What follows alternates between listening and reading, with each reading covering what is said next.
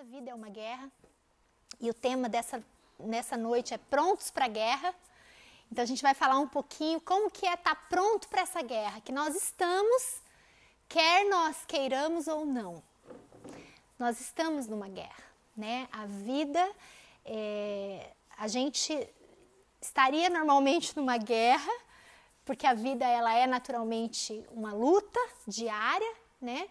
Mas existe uma guerra que nós não podemos ignorar, no momento, que foi travada no momento que você disse assim, olha, eu vou deixar tudo que eu tenho aqui no Brasil, eu vou pegar todas as minhas coisas e eu vou lá para aquele lugar onde eu ouvi dizer que lá eles precisam ouvir do amor de Jesus, que lá eles precisam ouvir a palavra de Deus, que lá, enfim, tudo aquilo que nós enxergamos e visualizamos e que nos motivou a virmos para cá, nós dissemos assim, nós vamos enfrentar uma guerra, nós vamos entrar numa batalha, que não é uma batalha só aquela batalha nível normal, né? Ela é uma batalha nível, a gente deu um upgrade na guerra, né? Então a gente também precisa dar um upgrade como soldado agora, né? A gente precisa se preparar, mesmo que nós não queiramos, né? Nós estamos numa guerra e nós estamos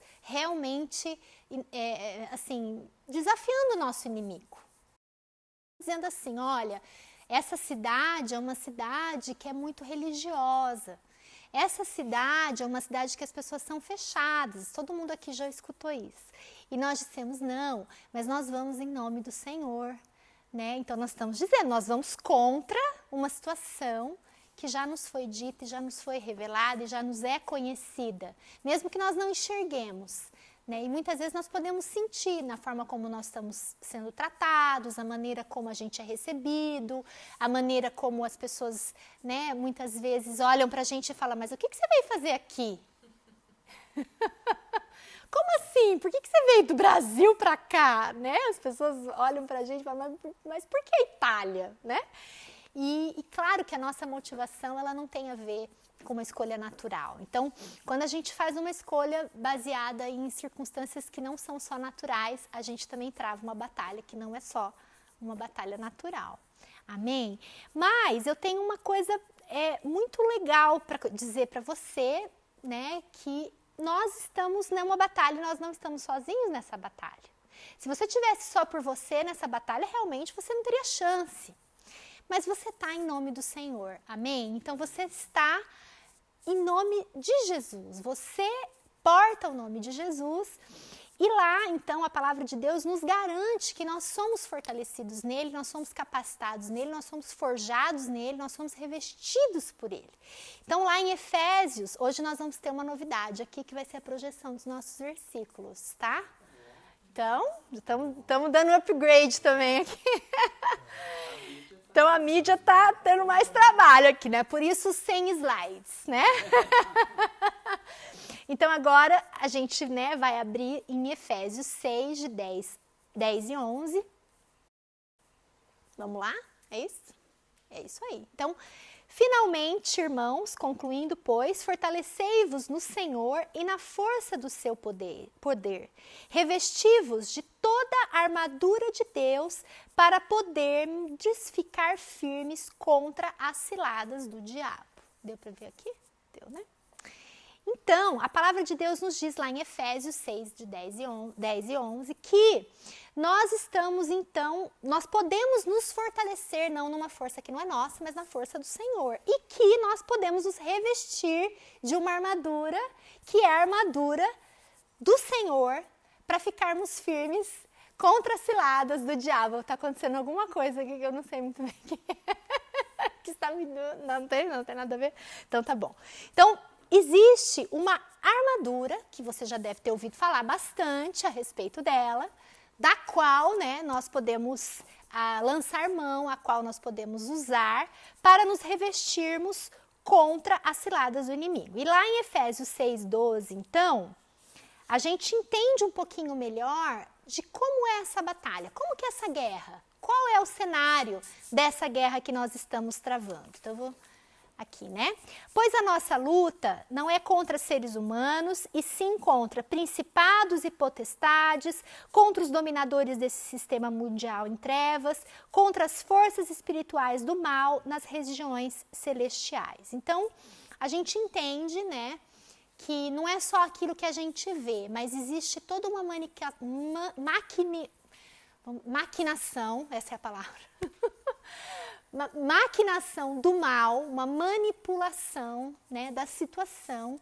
E não é só no nível assim que a gente está vendo, né? A gente está vendo, sim, muitas situações ruins chegam ao nosso ouvido, nós ouvimos notícias e tal. Mas existe uma intenção do inimigo, né, em manipular a política, em manipular a cultura, em manipular toda sorte de poderes para que o mal prevaleça. Então, nós precisamos entender isso, né?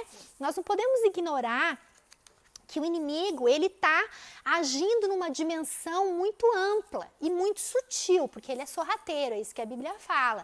Então, ele vai agir de uma forma que muitas vezes a gente não está nem percebendo. Mas quando a gente vê, né, ele já está atingindo a dimensão que ele quer atingir, que é o nosso espírito, que é a nossa vida espiritual. Então, o objetivo do diabo sempre é atingir o seu espírito. Mas ele não vai começar direto pelo seu espírito. Ele vai começar pelas situações naturais, pelas suas emoções, pela sua alma, até que ele alcance o objetivo final dele, que é o seu espírito. Né? Então, a gente precisa entender que quando o inimigo está atacando a sua alma, vamos falar especialmente das suas emoções, ele está objetivando não só ganhar ela, a alma, atingir a sua alma, mas ele quer o seu espírito. Amém? Todo mundo está aqui comigo? Todo mundo concordou? Mas a palavra de Deus também diz, né, lá, que quando nós nos revestimos da armadura de Deus, nós nos tornamos inabaláveis.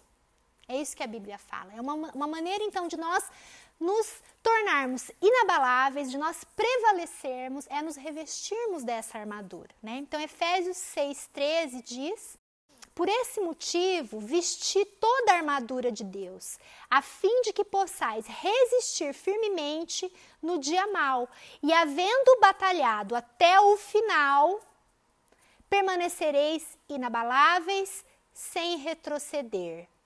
Amém?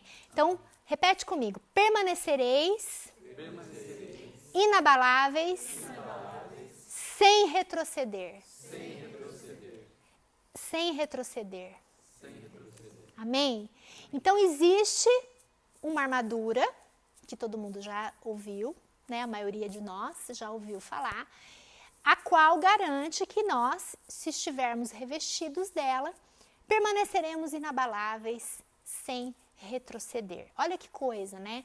É algo que eu sei que é muito conhecido de nós, mas eu vejo que é uma chave. Nós precisamos entender, assim, quando Deus está falando dessa armadura, a dimensão que Ele quer chegar. O que Ele quer traduzir para nós, né? E eu creio que Deus quer falar algo a mais para nós nessa noite. Ele quer dizer algo um pouquinho mais profundo, algo de pio, né?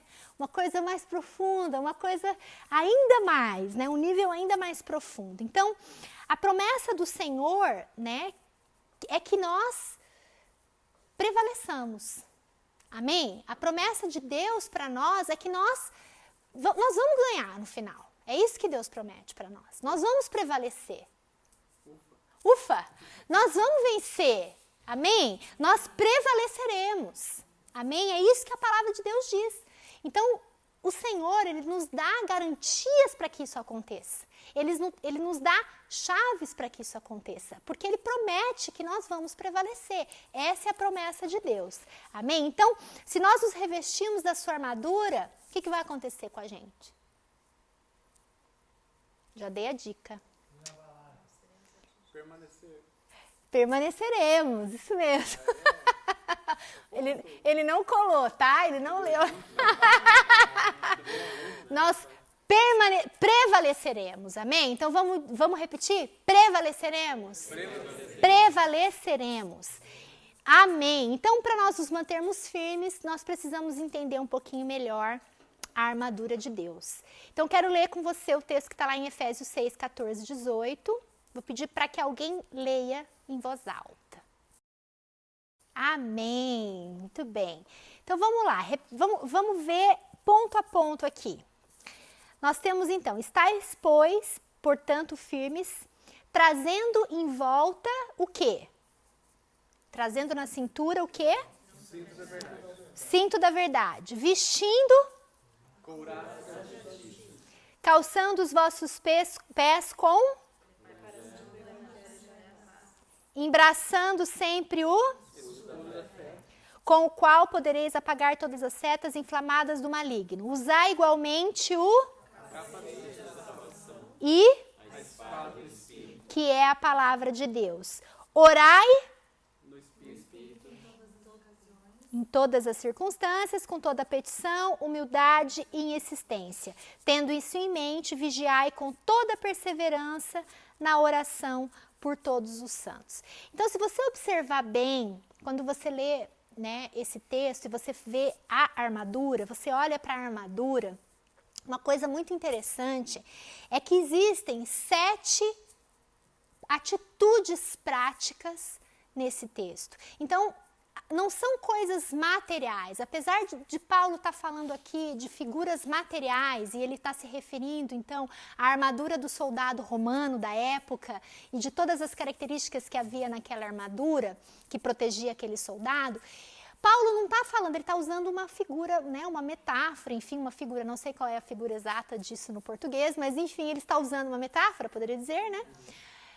Para definir algo que na verdade não tem a ver, não é concreto. Não está falando aqui de uma coisa concreta, está falando sim de uma atitude, ou na verdade de 7 atitudes práticas que nós devemos ter na nossa vida para que nós sejamos revestidos. Então, mais do que empunhar, colocar, fazer, patatá, são passos e atitudes que nós devemos ter, né? E eu quero ressaltar aqui que eu já vi, né, algumas coisas do tipo assim, vamos lá então, vamos orar e vamos nos revestir do capacete, da couraça. Amém! Isso tem o seu valor, porque é uma disposição que ali nós estamos tendo quando nós oramos, de tomarmos esse passo. Mas não é assim. Não é simplesmente vamos orar e está posto. Está certo. Estou revestido. Orei e pronto. Estou magicamente protegido. Não. São atitudes. E a grande questão de uma atitude é que ela precisa permanecer. Então, do mesmo jeito que eu vou lá, eu posso ir lá, orar, amém, sair super motivado, vou me revestir, coloquei o capacete, coloquei a couraça, ok? E na minha vida prática, eu não faço mais, eu não tenho mais a atitude prática de fazer isso. Então, eu me exponho e eu volto a estar desguarnecido, eu volto a estar desprotegido, né? Então, Paulo não está falando de uma coisa concreta, e nós gostamos sempre de mistificar as coisas e colocar de uma forma, né? Vamos lá então, vamos nos revestir. E não é assim, né? Paulo está falando de 7 atitudes, né, que nós temos que ter e que nós precisamos realmente entender o que são essas atitudes. Então, a Bíblia, quando ela fala dessas 7 disposições práticas, ela fala de atitudes que precisam permanecer na sua vida. Você precisa permanentemente desenvolver essas 7 atitudes na sua vida como uma prática contínua, diária, para que você não seja derrotado, para que você possa permanecer de pé, amém? Então, tá falando do que, gente? De uma palavra que eu gosto muito, assim, é uma palavra, na verdade, todo esse tema dessa palavra hoje, ela foi desenvolvido por causa de uma palavra que Deus tem falado muito comigo, que é a constância. Então, tem a ver com a constância. Então, você estar revestido da armadura de Deus tem a ver com constantemente ter as atitudes que Paulo declara nesse texto. Tem a ver com a sua contínua atitude. Tem a ver com uma palavra que a gente lê muito na Bíblia, que fala da perseverança. Tem a ver com perseverar, com ir até o fim. E é muito lindo quando a gente lê os textos, né? E tem tantos, a gente vai ler alguns aqui que fala sobre ir até o fim, sobre conquistar no fim, sobre ter o galardão, enfim, tantas passagens que a Bíblia nos traz, nos incentivando. Então, a ação, na verdade, é o que está falando aqui. Está falando de uma atitude prática. E para ter uma atitude prática, eu preciso ter uma mentalidade, eu preciso ter um pensamento constante, né? Então eu preciso, o que vai fazer eu me comportar de uma determinada forma? O que eu penso, aquilo que está na minha mente, aquilo que está na minha mentalidade. É isso que vai provocar a minha atitude, né? Então vamos ver um pouquinho sobre a constância na palavra de Deus. O que a Bíblia fala sobre a constância? O que a Bíblia fala sobre essa atitude de continuar, né? Então lá em 1 Coríntios 15, 54 e 58, é um texto muito, 58 é um texto muito bonito que fala a respeito do resultado da constância. Diz assim: e quando isto que é corruptível se revestir da incorruptibilidade, está falando do fim, né? Daquilo que vai lá no final acontecer, tudo que é material, se transformar, enfim, nós como corpo corruptível sermos transformados completamente. E isso que é mortal, que somos nós, se revestir de imortalidade, então cumprir-se-á a palavra que está escrita: tragada foi a morte na vitória. Amém? Onde está a morte, o teu aguilhão? Onde está o inferno, a tua vitória? Ora, o aguilhão da morte é o pecado e a força do pecado é a lei. Mas graças a Deus que nos dá a vitória por nosso Cristo, Senhor Jesus Cristo. Portanto, meus amados irmãos, sedes firmes e constantes, sempre abundantes na obra do Senhor, sabendo que o vosso trabalho não é vão no Senhor. Amém? Então, o que Paulo está falando aqui? Que existe lá no final uma vitória. E que para isso, aqui ele nos diz, seja firme e constante. Continua, prevalece, continua na tua luta. Amém? E saiba, quando você estiver desanimado, lembra assim, o teu trabalho não é vão. Teu trabalho no Senhor não é vão. O que você está fazendo hoje? Por isso eu senti muito forte de repartir quando eu estava ali no louvor, né? E o Senhor colocou no meu coração, eu senti uma alegria muito grande. E Deus me falava, olha, o trabalho de vocês não foi em vão. Vocês talvez não estão vendo alguns resultados ainda, mas eu já estou muito alegre com o que vocês fizeram. Meu coração está muito feliz em ver o que vocês fizeram.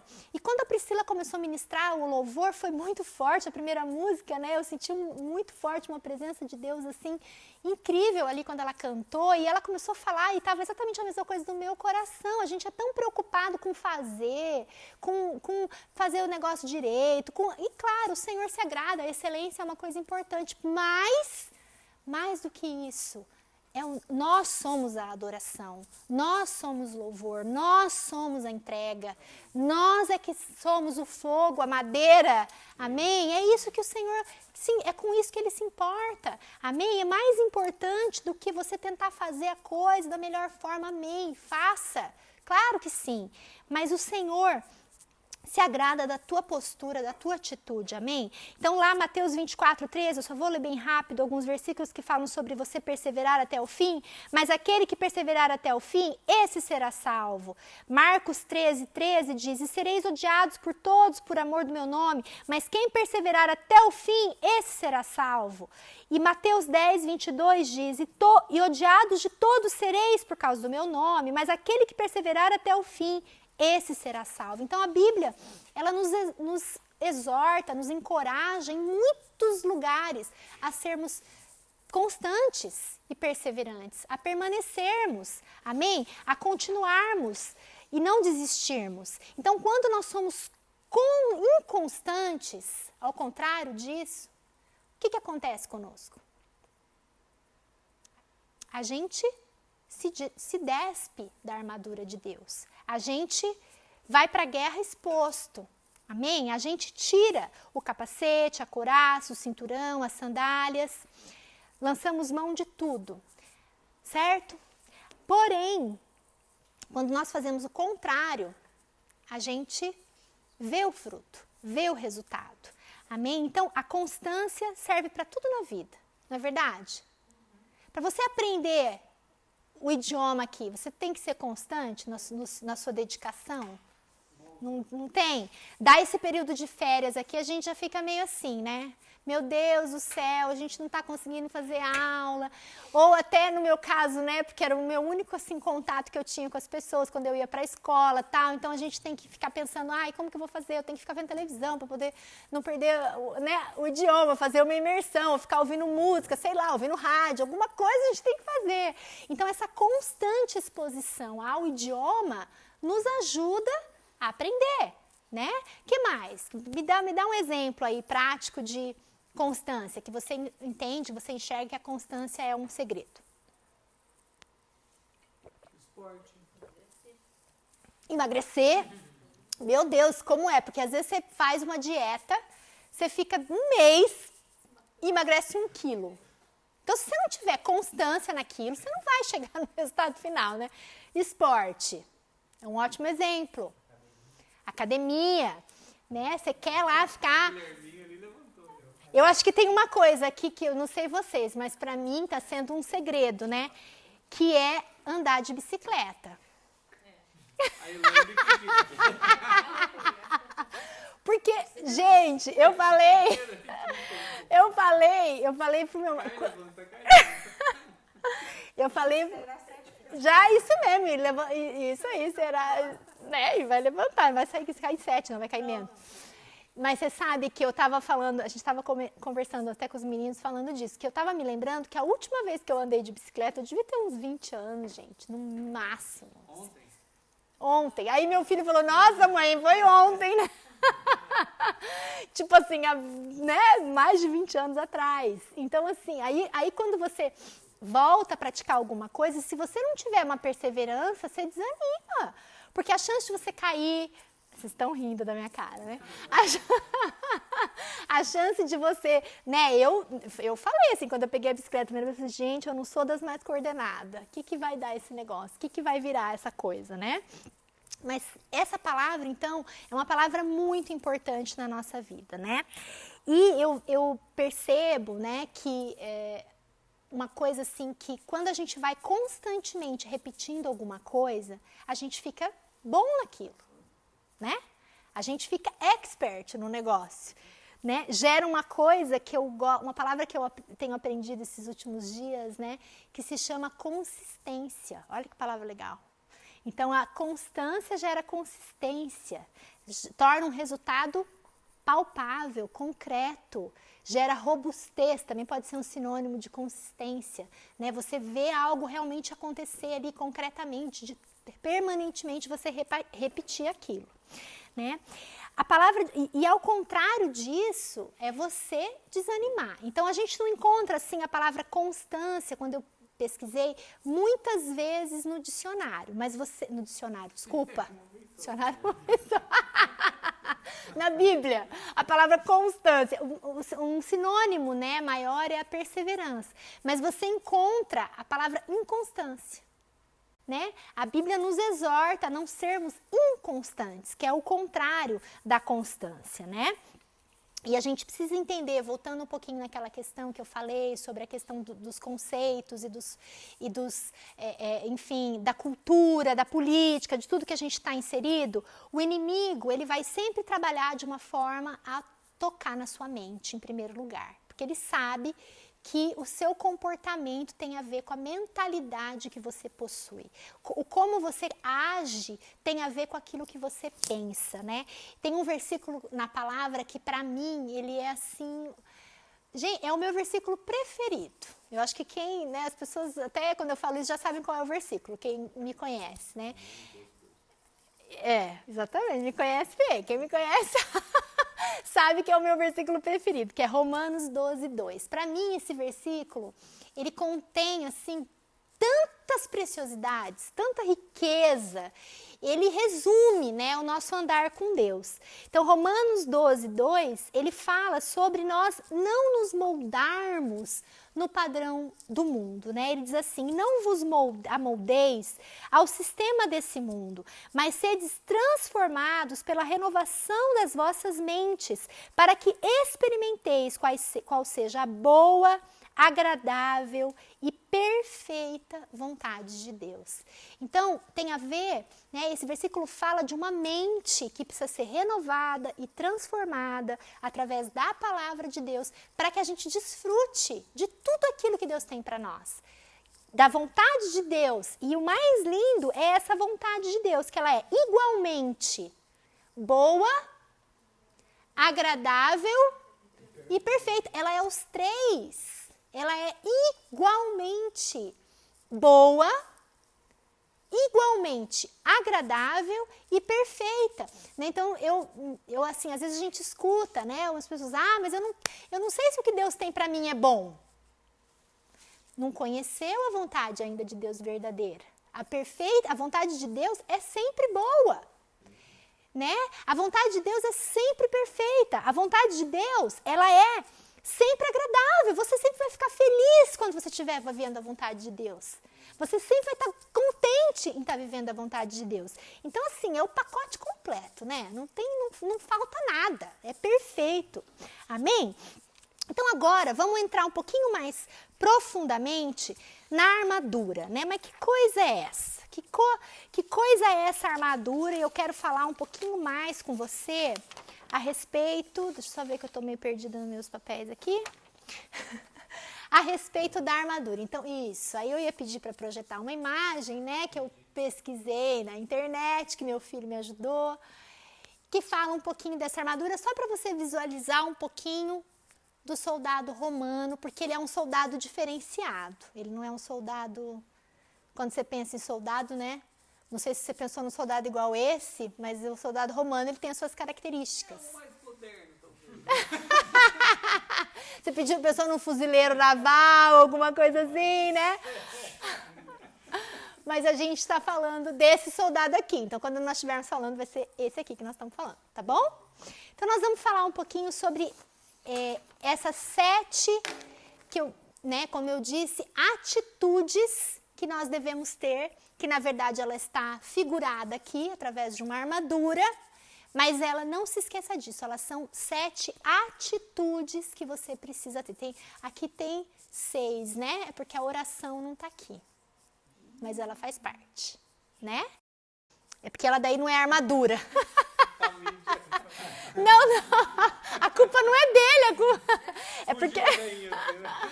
é porque quando Paulo fala nesse versículo, fala da armadura mas ele fala de 7 atitudes, na verdade, né?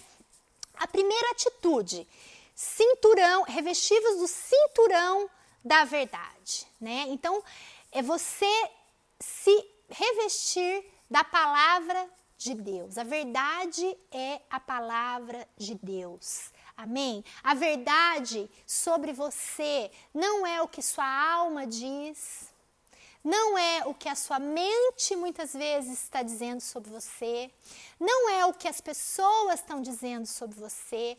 A verdade sobre você é o que a palavra de Deus diz sobre você. E isso protege tudo aquilo que você for gerar. Porque o cinturão, ele está falando de uma região aqui que é o ventre. Ele protege você na sua cintura, né? E a gente fala, se a gente trouxer, né, a ideia da concepção, o ser concebido, né? Você é concebido através do ventre. Então, eu entendo que também tem a ver com a questão dos órgãos vitais, daquilo que é vital, né, Priscila? Priscila, Michele, intestino, fígado, pâncreas, enfim, pulmão. Aqui, né? Pulmão aqui, né? Pulmão aqui. O pulmão dá na coraça. O pulmão dá na coraça e no coração.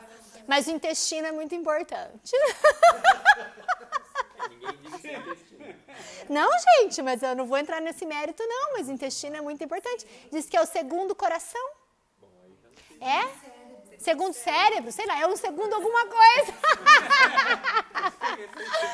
Diz que o intestino... Ó, diz que a saúde moderna está dizendo que o intestino é muito importante, que tem que cuidar muito do intestino, tá? Tá ansioso? Quando você tá muito ansioso, ou tranca ou solta. Não é? É um reflexo. É um reflexo, né? Enfim, por que eu tô falando isso, né? Porque a palavra de Deus diz então sobre o cinturão da verdade, né? E a verdade sobre você, a verdade que você precisa estar estabelecido, a verdade que você precisa caminhar, a verdade que você precisa viver e praticar, é a verdade que está na palavra, é a verdade que Jesus é a verdade, amém? Então é tudo aquilo que Jesus fez por você, disse de você, falou sobre você, amém? Então e o cinturão, então, que tem a ver com permanecer na verdade, é parte dessa armadura. Então você na verdade da palavra de Deus é parte da sua armadura, protege você, defende você dos ataques do inimigo, amém? A segunda coisa é a couraça da justiça. E aí o coração certamente está nesse lugar. O pulmão a gente estava em dúvida, mas o coração a gente tem certeza, né? E o que o coração faz com a gente? O que o coração faz conosco? Pensa assim, quando a Bíblia fala do coração, das fontes que procedem do coração, o coração, ele tende a fazer falsos julgamentos sobre você. Então é no coração que o coração é o lugar dos sentimentos, é onde você sente, né? Então a gente está falando aqui sobre a questão da palavra de Deus, que é a verdade a teu respeito, e o coração protege, a couraça vai proteger o teu coração, que é a sede das tuas emoções, né? E muitas vezes o coração diz pra gente assim, você não é digno, você não é merecedor, você é culpado, você não merece aquilo ou aquilo outro, você não é santo, olha o que você fez, você, enfim, não é justo que você desfrute disso ou daquilo, você não tem o direito. E tantas vezes as emoções nos dizem coisas que não são verdadeiras sobre nós. Mas a Bíblia fala sobre nós nos revestirmos com a justiça de Deus.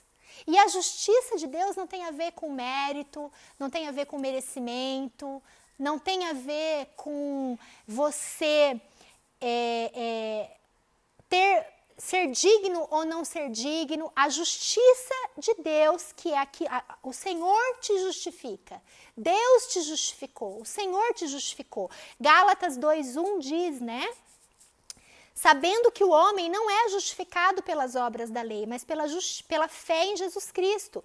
Temos também crido em Jesus Cristo para sermos justificados pela fé em Cristo, e não pelas obras da lei. Porquanto, pelas obras da lei, nenhuma carne será justificada.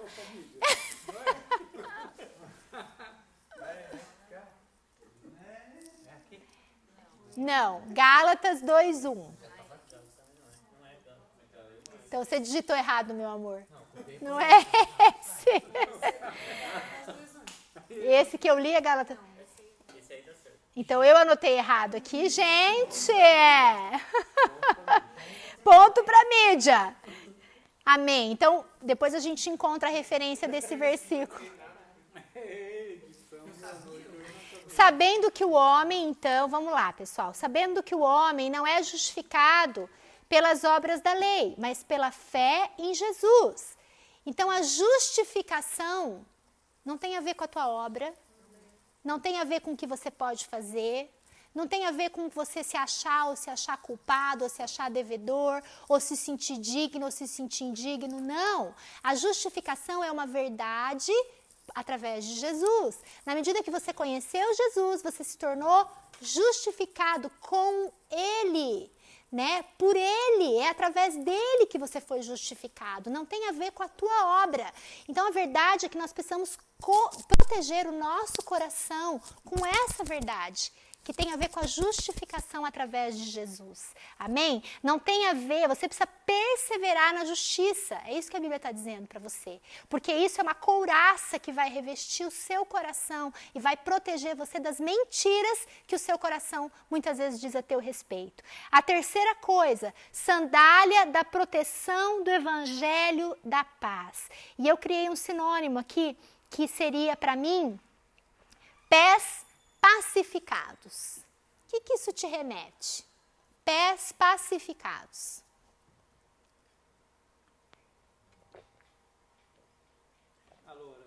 Alora. Pés pacificados.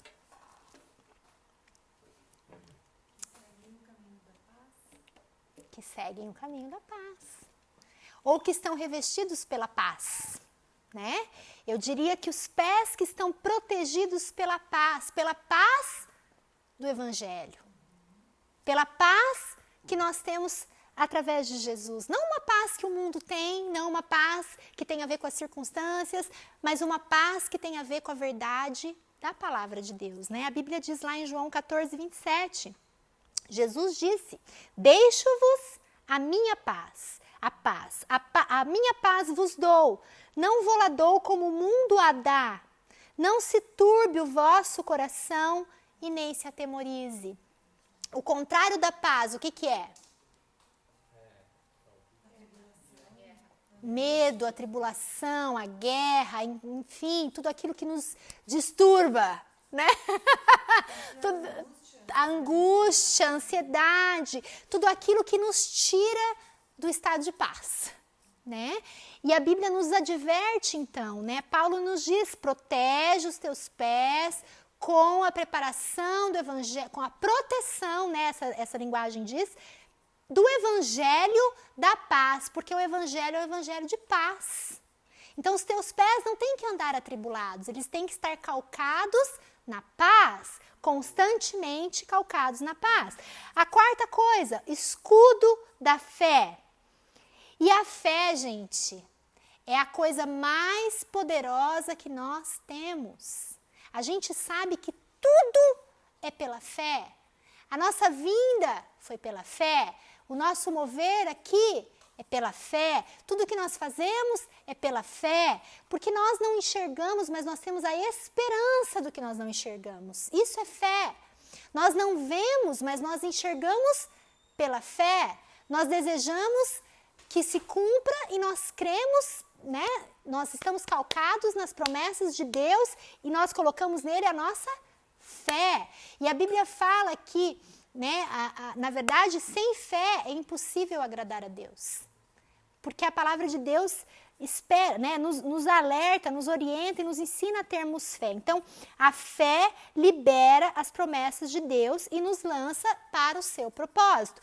Hebreus 11, de 1 a 6, diz assim, ora, a fé é o firme fundamento das coisas que se esperam e a prova das coisas que não se veem, porque por ela os antigos alcançaram testemunho.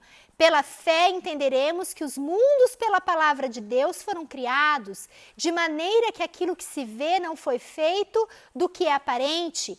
Pela fé, Abel ofereceu a Deus maior sacrifício do que Caim, pelo qual alcançou o testemunho do que era justo, dando Deus testemunho dos seus dons, e por ela, depois de morto, ainda fala. Pela fé, Enoque foi trasladado para não ver a morte, e não foi achado, porque Deus os trasladara. Visto como antes da sua trasladação, alcançou o testemunho de que agradara a Deus.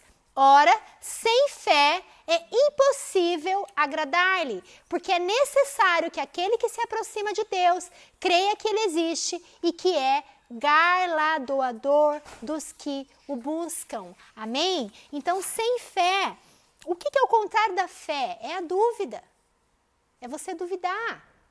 É você não colocar, né, a palavra como meia verdade e não como verdade absoluta. Mas a fé é o contrário disso. Então, a fé é o escudo. Amém? É com ela que você apaga as mentiras que o inimigo fala sobre você.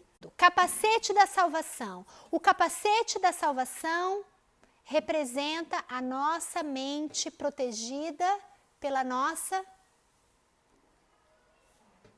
redenção. Amém?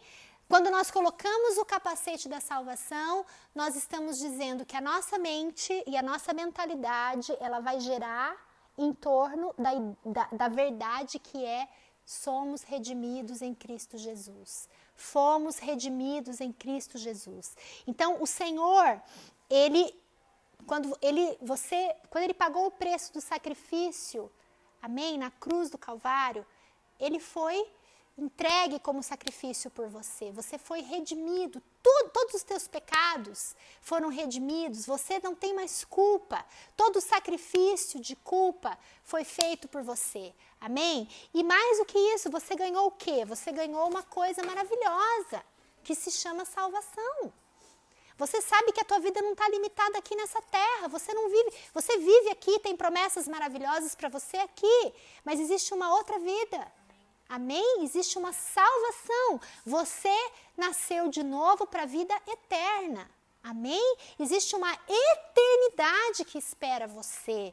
Essa nossa vida aqui, ela é passageira, mas nós temos uma esperança de que um dia não haverá tristeza, não haverá choro, não haverá dor, e nós reinaremos com Ele. É isso que a Bíblia fala. E os salvos, né, os justos, irão com Ele. Amém? Todos nós estaremos com Ele, e lá nesse lugar lindo, perfeito, nós vamos reencontrar com todos aqueles que nós amamos e que já se foram e que já dormiram, que é o que a palavra diz. Amém? Então essa é a sua mentalidade, tem que ser a sua mentalidade. Eu sou salvo em Cristo Jesus. A minha mente precisa estar protegida com essa verdade. O capacete que protege você, a sua mente, é a verdade da salvação. Então, quando tudo estiver ruim, tudo estiver péssimo, uma certeza você tem.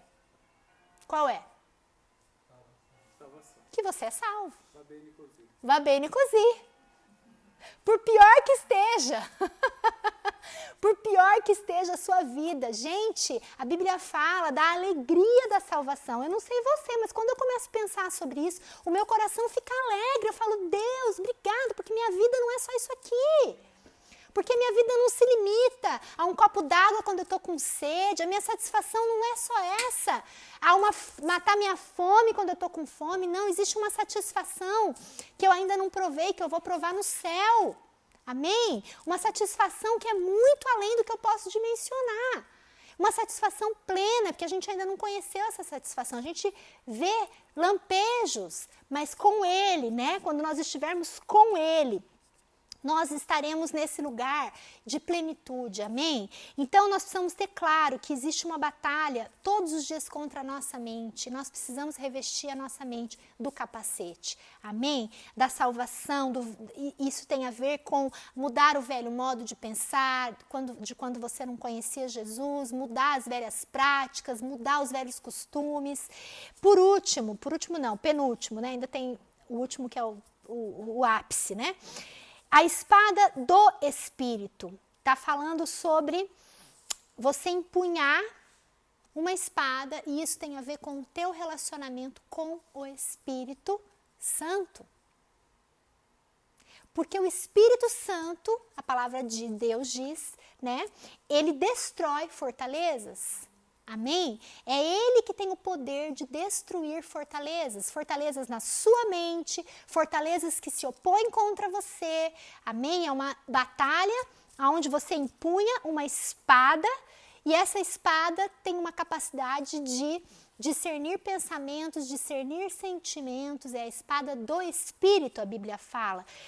Hebreus 4:12, e aqui diz, né, que é a palavra, a espada do Espírito é a palavra de Deus. Então, a arma que o Espírito Santo usa para discernir os teus pensamentos, para sua luta, para sua batalha, é a palavra de Deus. Hebreus 4:12 diz: porquanto a palavra de Deus, e o que a Bíblia fala, né, sobre a palavra de Deus? Porquanto a palavra de Deus é viva e eficaz, mais cortante que qualquer espada de 2 gumes, capaz de penetrar até o ponto de dividir alma e espírito, juntas e medulas, e é sensível para perceber, julgar ou discernir os pensamentos e intenções do coração. Então, o Espírito Santo, através da palavra de Deus, ele ele discerne pensamentos, sentimentos. Olha que arma poderosa que você tem. Olha que arma poderosa, a gente está falando de você. Amém? Dos teus sentimentos, dos teus pensamentos, das mentiras, das coisas que muitas vezes a nossa alma distorce, a nossa mente distorce, mas quando você impunha a palavra de Deus na sua vida, como quando você tem essa prática que é como uma espada na sua vida, vai discernindo, vai quebrando, vai, dissecando aqueles detalhes, aquelas sutilezas na tua vida, o teu inimigo que se levanta contra você, e a gente não está falando de pessoas, a gente está falando do inimigo espiritual, amém? Então, a espada do Espírito, ela é, então, essa arma. E 2 Coríntios 10, de 4 a 5, diz, porque as armas da nossa milícia, elas não são carnais, e sim poderosas em Deus, para destruir fortalezas, anulando sofismas e toda altivez que se levanta contra o conhecimento de Deus e levando cativo todo pensamento à obediência de Cristo. Amém? E por último, eu quero falar de uma coisa que Paulo, quando ele fala nesse versículo, nessa passagem, ele vai lá no finalzinho e ele diz assim, volta lá, Pedro, você consegue colocar em Efésios 6? Efésios 6, isso. Não, vai mais para o finalzinho, eu acho que é o 18. Isso. Então diz assim, orem no Espírito em todas as ocasiões, com toda oração e súplica, tendo isso em mente, estejam atentos e perseverantes na oração por todos os santos. Então, a Bíblia fala sobre esse lugar de oração, e para fechar essa armadura, Paulo nos orienta, então, revista-se da armadura e, por último, ore sem cessar. Ore, a Bíblia fala, ore no Espírito em todas as ocasiões, com toda oração e súplica. 1 Tessalonicenses 5,17, orem sem cessar ou orem continuamente, Paulo fala ali para os Tessalonicenses. E o mais lindo, eu não sei para vocês, mas eu estava até ouvindo uma palavra sobre isso e eu ouvi uma expressão que me definiu assim claramente o que é a oração para mim. E diz assim, a oração é uma sala de descompressão. E para mim isso fez tanto sentido, porque eu não sei você, mas os dias assim, para mim é uma coisa assim, eu tô super angustiada, mal, chateada, e eu vou para esse lugar, é como se eu tivesse tirado mesmo uma pressão de cima de mim, é como se houvesse uma descompressão, é uma coisa muito, muito incrível, assim, algo que a gente não consegue dimensionar acontece dentro de nós. É uma coisa que não tem muito como colocar em palavras, E é um lugar tão precioso, e por ser tão precioso, o nosso inimigo ele faz absolutamente tudo para nos tirar desse lugar. Tudo que você pode imaginar é uma estratégia para que você não vá para esse lugar de oração, para que você não vá para esse lugar de intimidade com Deus, E uma das coisas que eu tenho entendido, e aí toda a ideia da constância culmina aqui, para mim. Estava até esses dias falando com a Elaine, acho que a gente estava falando sobre essa questão por que é tão... A gente estava na nossa reunião, falando por que é tão difícil, a gente permanecer nesse lugar de oração. Por que é tão difícil a gente, e na verdade a gente até falou, eu disse para ela, falei, olha Elaine, para mim é porque é o momento do maior confronto com a gente mesmo é nesse lugar. E não é agradável a gente estar nesse lugar de confronto muitas vezes. Muitas vezes a gente não quer ouvir de Deus algumas coisas, a gente não quer ser desafiado por Deus em algumas coisas, porque a gente é cômodo, a gente quer o comodismo, E esse lugar de oração, muitas vezes é roubado da nossa vida e é como se fosse uma bola de neve. Você não ora e aí as coisas vão se acumulando e tudo vai se avolumando e as coisas vão ficando pior. Mas nós temos que ter um claro entendimento, entre a diferença do que é importante e do que é essencial. E eu tenho, assim, aprendido, nessa questão da constância para a oração, essa ideia, essa palavra, né? A diferença, essas palavras, na verdade, essa frase, entre o que é importante e essencial tem feito muito sentido para mim. Então, eu tenho pensado, o que é essencial para mim? O ar para você é essencial? Sem dúvida, sem ele você não respira e morre. É mais ou menos a oração para a nossa vida espiritual, né? E realmente na prática, se você observar, começa a comparar, né? Os dias que você está assim, naqueles dias contínuos de muita oração e nos dias que você está mais desanimado. O que acontece com você? Compara, você não precisa nem te contar nada, você mesmo se analise nesse momento, né? Eu tenho certeza que você teve aqueles momentos assim de super frequência, de uma oração, né? Super um tempo especial com Deus, de repente aqueles dias mais desanimados, mais assim, eu não preciso nem te dizer nada, você já respondeu para você mesmo a grande diferença, né? Então eu tenho entendido que para mim a oração é uma coisa essencial. É algo que eu não posso, como eu durmo, como eu tomo banho, como até, né, se a gente for pensar na hierarquia, o comer, né, o dormir, eu acho que é mais vital do que só o banho, até você pode ficar sem, né? Não nesse calor, eu não, né? Certas pessoas na minha casa. Mas...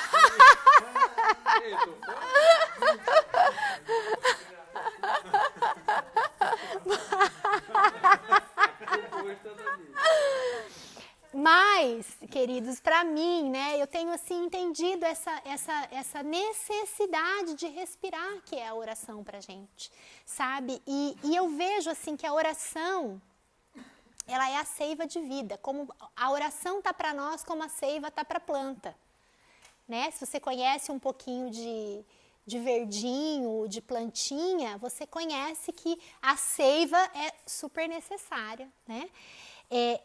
Eu vejo que a oração, né, eu coloquei algumas palavras que definem para mim oração aqui, né? Oração para mim é contentamento, é preenchimento, é resposta, é relacionamento, é gozo, é satisfação, é energia, é motivação para continuar. Então eu queria, né, assim, fechar com você, né, dizendo que das 7 coisas, são todas importantes. Paulo não diz em nenhum momento que uma é mais importante que a outra. Todas elas são igualmente importantes, né? Mas eu creio que esse final, quando ele fala sobre você perseverar em oração, obviamente a gente não vai fazer aqui, né, só de um texto. Óbvio que quando você lê a Bíblia acrescenta muito a respeito da vida de oração e a gente sabe que a vida de oração é vital, né? Mas Paulo, ele fala sobre essas 7 atitudes, né? Essas 7 posturas constantes que eu preciso ter, contínuas que eu preciso ter na minha vida, para que eu prevaleça, para que eu permaneça até o fim, para que eu vença, para que eu conquiste, para que eu tenha a vitória. Eu queria pedir para você agora fechar um pouquinho os teus olhos, tentar concentrar um pouquinho em você,